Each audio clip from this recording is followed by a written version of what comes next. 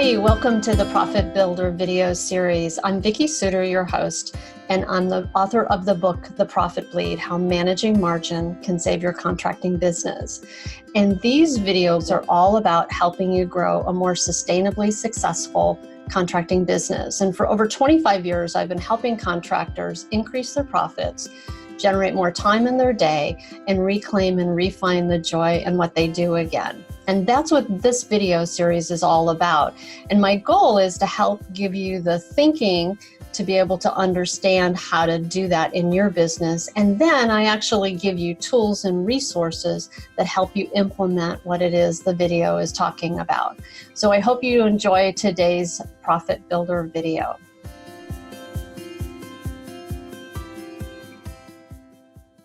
I know people are wanting to hear about this, and the topic is building teams that produce consistent profit. And I love that title. But tell us, what's the key to doing that?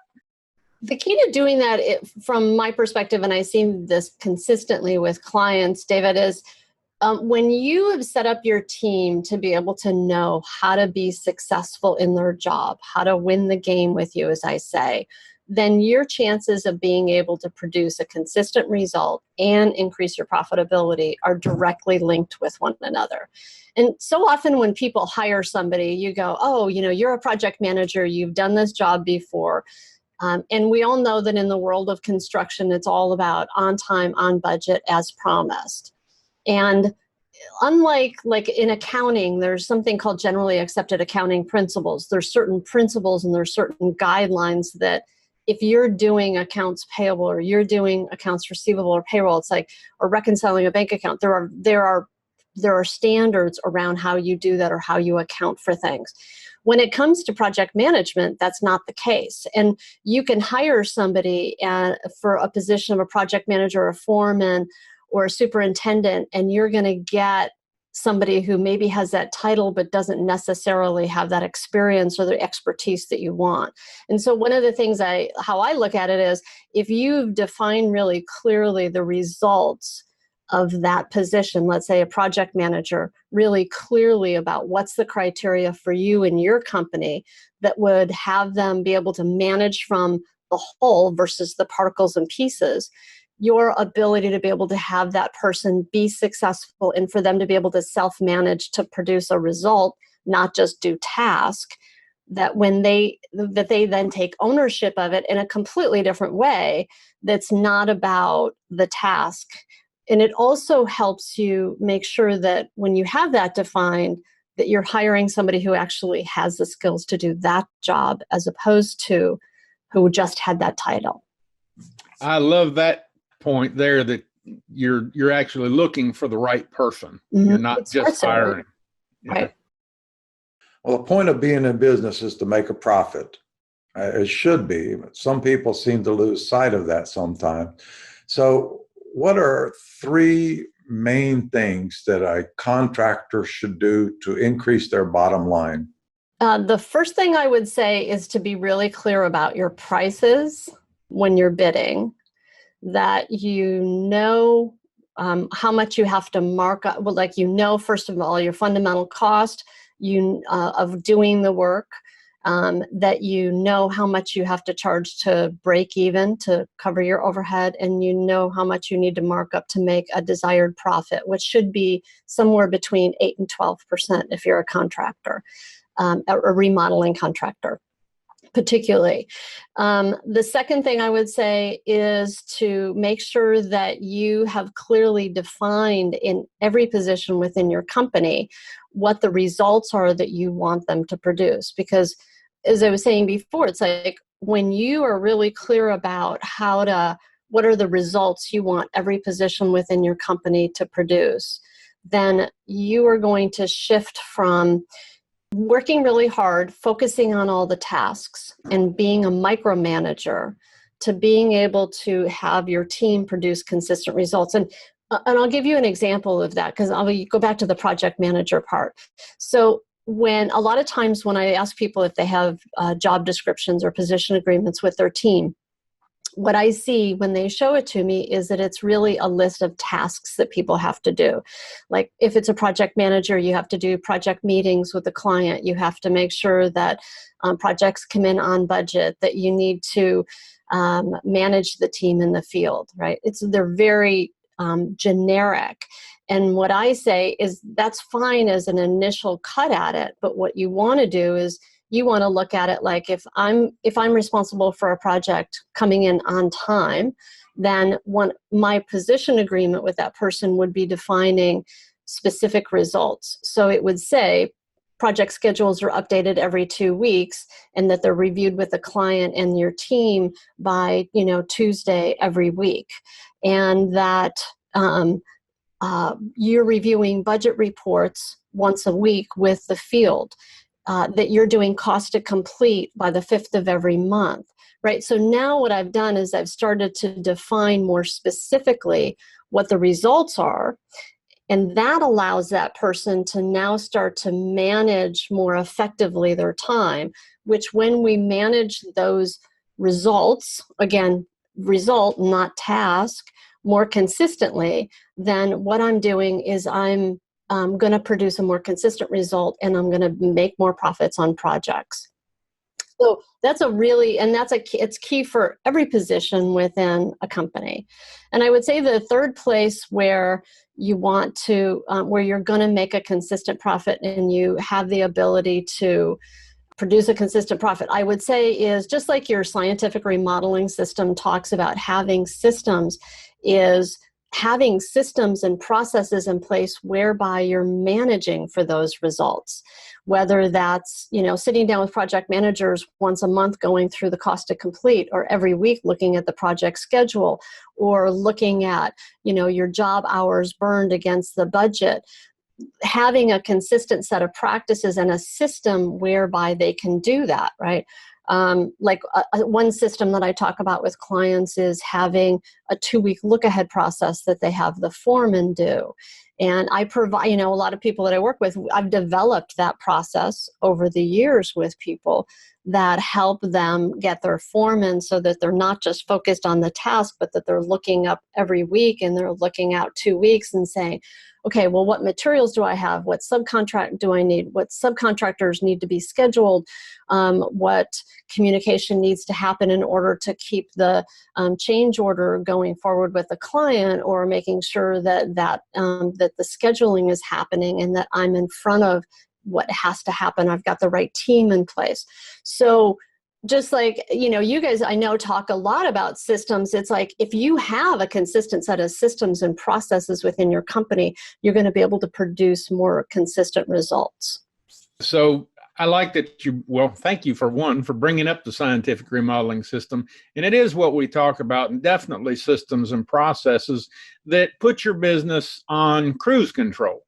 And, but with that, you also, we talk about the overall life effect of it. And your business is on cruise control, but you get more time to do whatever personal things you want. So how can a contractor really build a business that doesn't require their input day to day? That's great question, David, because it's all of those things that we just talked about. If you look at my website, what it says, it's about giving you more profits, more time, and more fun.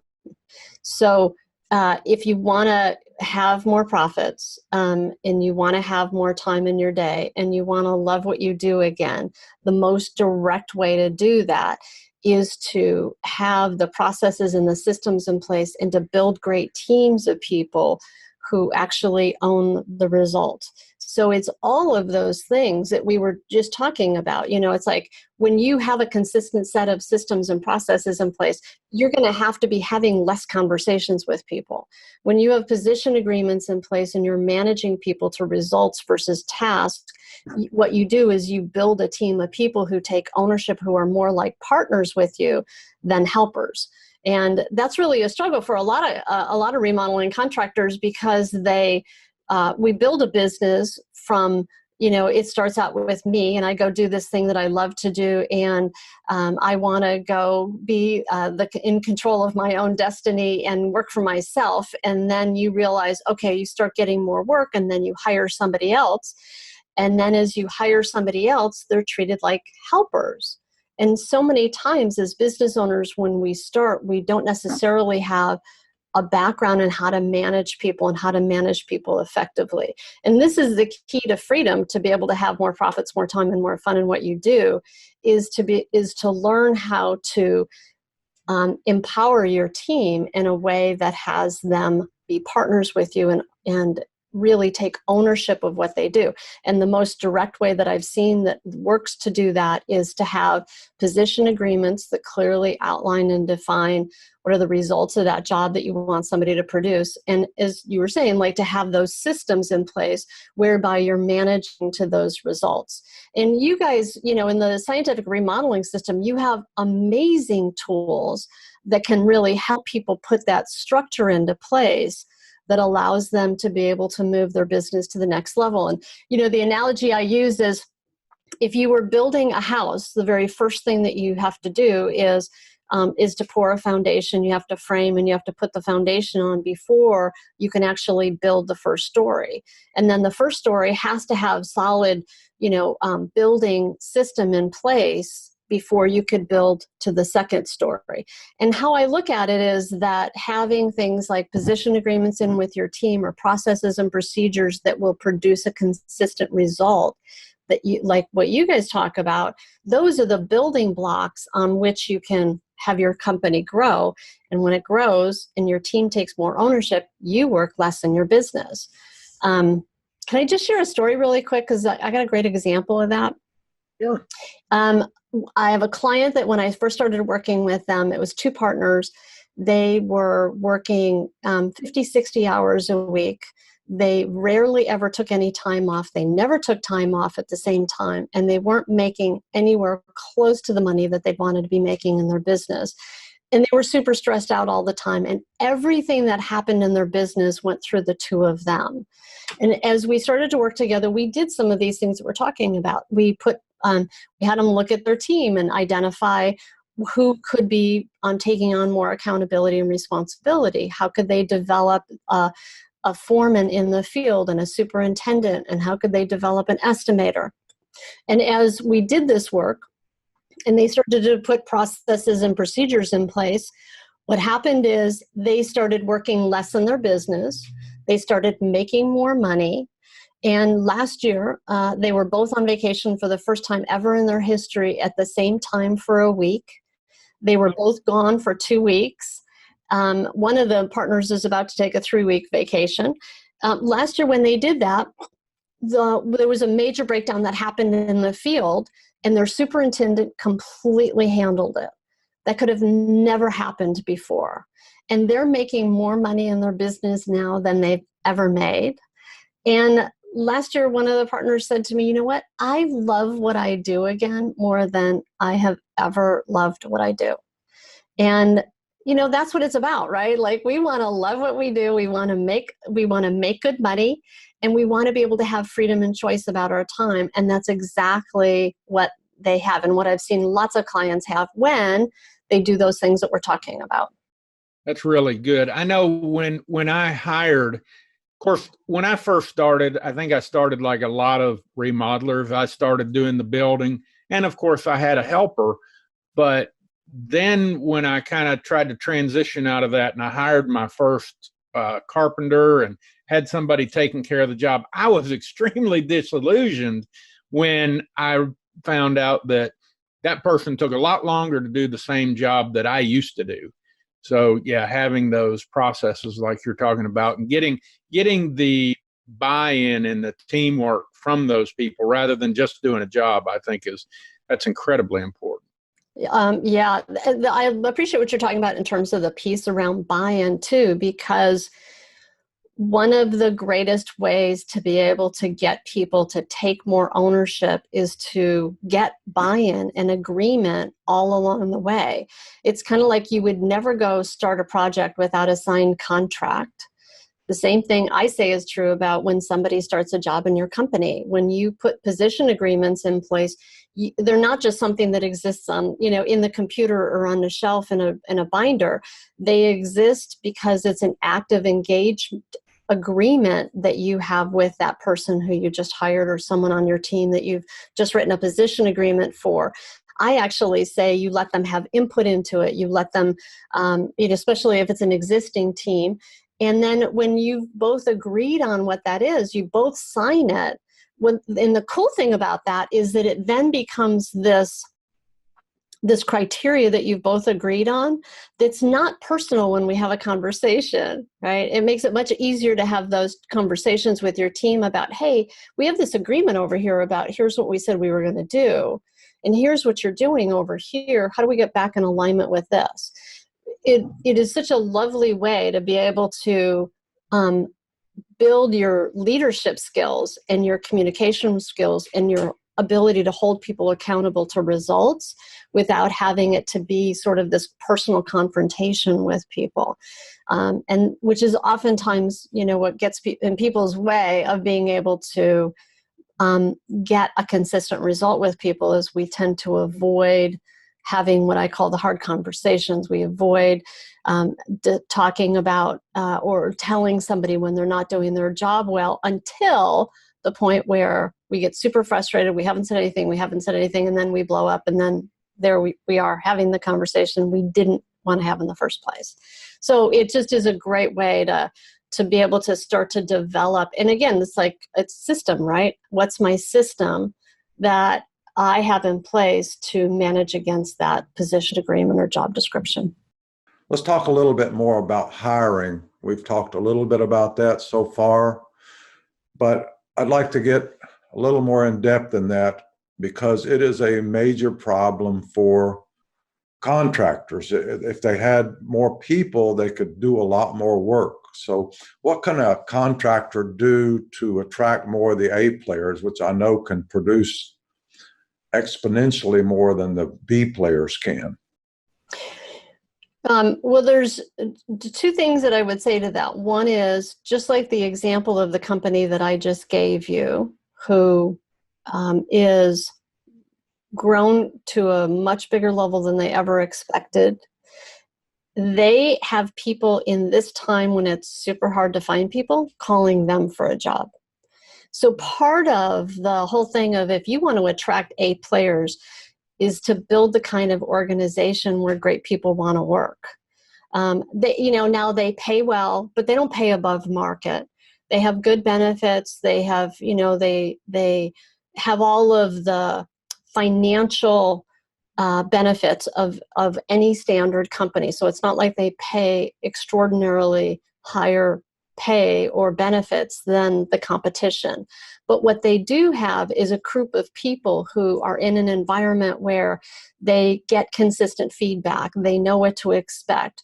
They are held accountable, and they have a greater sense of pride in working for a company that has a set of standards that they manage to, and it's not a flavor of the weak management style. It's actually that they have a consistent set of practices, and that whole thing of having systems and processes whereby they can know what to expect and they know how to be successful at their job makes all the difference in the world in building an environment where great people want to work. So that I would say that that's the first part of it. The second part of it is that when it comes to literally interviewing, the thing that I see very often is that people don't spend the time preparing for those interviews and asking good questions to identify if somebody's really a right fit. I was talking to a headhunter a couple of months ago, and she said, it's amazing that 80% of the candidates come back and tell me that interviewer or the owner or the manager actually did the majority of the talking and asked them very little questions. And I thought, that's a perfect reason why we end up with not having the right people on the bus in the right seat when we hire people. So one of the things that you can do when you're interviewing is to make sure that you come to the interview prepared with a list of questions that you want to ask that are as what I call open-ended questions. So that would be things like if I was talking with a project manager, instead of saying, have you done scheduling on projects and how often, right? yes and every 2 weeks. Instead of asking that question, ask this question. So tell me how you manage schedules on projects, and then shut up. Like, just listen, just hear what they say, right? That's going to tell you whether or not somebody actually has that practice of being an effective project manager. Or tell me what you do to make sure that you're on top of your project budgets and that you come in. Tell me about how you manage cost on projects.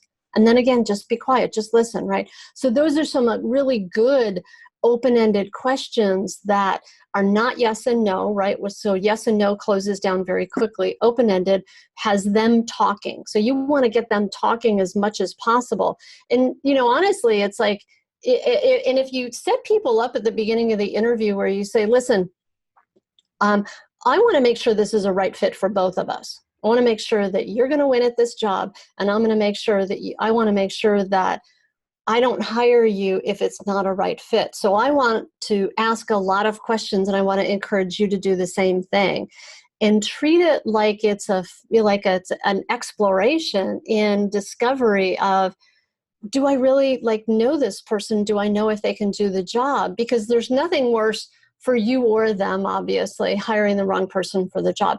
And I'm happy to share, actually, with the listeners. I have a sample of, interview questions that I'm happy to share with people that might help in terms of being able to develop that practice around doing interviewing. And I'm also happy to share my 6 steps to writing a great position agreement. So doing both of those things might really, and being clear about what that job is before you interview, having a good position agreement written, both of those things will really help you hire better and more qualified people at the front end. I think that was some great tips, and I appreciate you offering those things. If you give us a link to it, we'll put that in the show notes so that people can find it really easy. Vicki, I want to add to that as far as retaining your employees. One of the things that a contractor can do is really plan their projects well, because there's nothing more frustrating to an employee, a carpenter in the field, and you say, well, we're going to have to take 2 days off because I forgot to order the cabinets, or they're late, or the customer didn't comply with our requests. So a well-planned project keeps people in your company too, and I like that. I would agree. Totally. So, Vicki, you said something too that caught my attention. There apparently a client of yours had people calling them for jobs, and you may not know the answer to this question. I don't know. I hope I'm not putting you on the spot, but do you know how they actually got people to do that? Because I think that's huge. So a couple of things. They came from other people who work for them. So people on their team talking about them to other people in the trades. Also other subcontractors who would see them on jobs, and they would see how they worked and how their team was. That's primarily how that happened. And I live in a big city, right? It's San Francisco, but it's interesting how small these communities can be when a lot of people are on the same job site and people start talking to each other. So that was primarily it. They do have a program in place where they pay people, an employee who refers somebody else who works for them. They pay them anywhere from $300 to $1,000 after 90 days when that person has worked out as a finder's fee for them. That I think that's helped, but I would say that it is not the primary. I know a lot of people who I've heard who have those kind of programs, and they don't necessarily work. So I would have to say it's probably the first thing.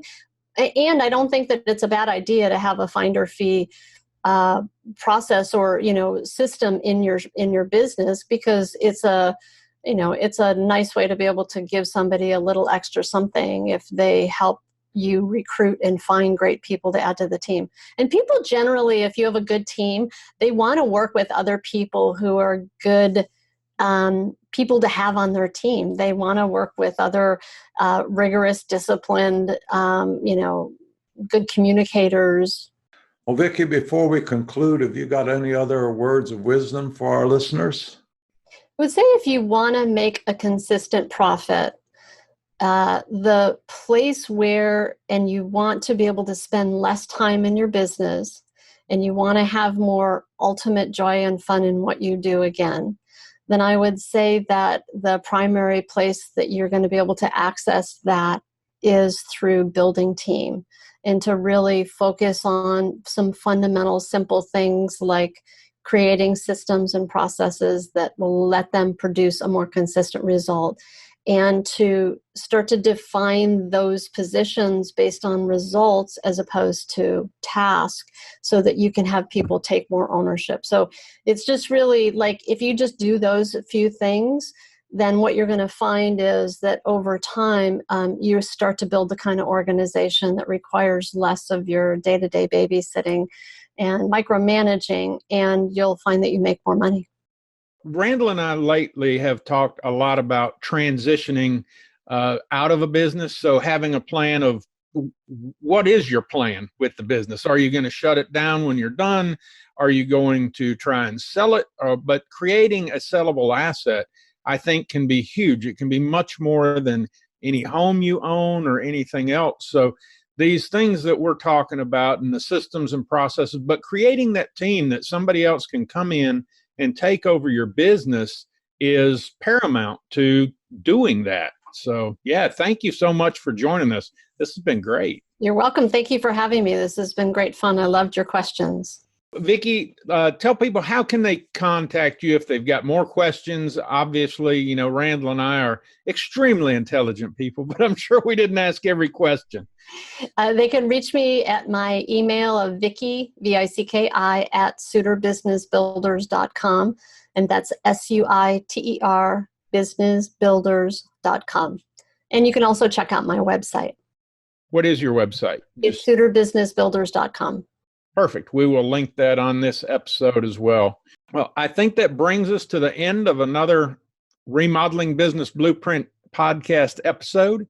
It sure has been a pleasure to talk with you today, Vicki. I think this has been probably one of our best episodes, because it's overall business planning that I think so many people need. I hope you found today's video helpful. If you're ready to take your next step in your leadership journey and to build a great contracting business, I encourage you to check out my book, The Profit Bleed. It's full of great tools and resources that will help you implement the processes and the systems and the structure that will allow you to build a more profitable business, allow you to work less hours, and help you reclaim the joy and fun in your business and in your life again. And for a limited time, you can get my book for free. All you have to do is pay $7.95 shipping and handling. And you simply need to go to theprofitbleed.com/free. Thanks again for joining me for today, and I look forward to seeing you next time on The Profit Builder.